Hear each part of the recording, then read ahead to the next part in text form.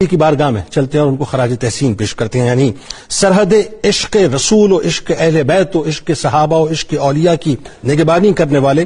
گستاخان رسول صلی اللہ علیہ وآلہ وسلم سے ایمانی تقاضوں کے مطابق نمٹنے والے، مسلمانوں کے سوئے ہوئے ضمیروں کو جگانے والے، ویل چیئر پر بیٹھ کر ختم نبوت و ناموس رسالت کے محافظین کو لیڈ کرنے والے، مسلمانوں کے قلوب میں عشق مصطفیٰ و غلامی مصطفیٰ و جانثاری مصطفیٰ و فداکاری مصطفیٰ صلی اللہ علیہ وآلہ وسلم کی شمع کو روشن کرنے والے کہ قوت عشق سے ہر پست کو بالا کر دے، دہر میں اسم محمد سے اجالا کر دے، مسلمانوں کی ایمانی راکھ میں غیرت کی چنگاری لگانے والے کہ بجھی عشق کی آگ اندھیر ہے، مسلمان نہیں راکھ کا ڈھیر ہے، ناموس رسالت و ختم نبوت پر کسی بھی قسم کا کوئی کمپرومائز نہ کرنے والے، حدود اللہ کے معاملے پر ببانگ دہل بغیر کسی مصلحت کے مکمل اسٹینڈ لینے والے، حدود اللہ کو مسلمانوں کی ریڈ لائن بتلانے والے، نوجوانوں کو لبیک یا رسول اللہ کا عظیم ترین نعرہ دینے والے،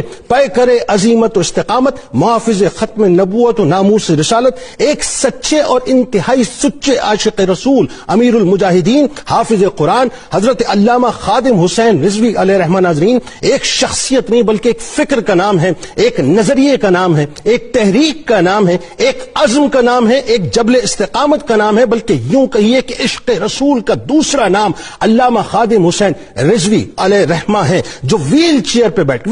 پر بیٹھ کر ایک طرف تو مغرب کی طاقتور ترین طاقتوں کو، جن کے سامنے بڑے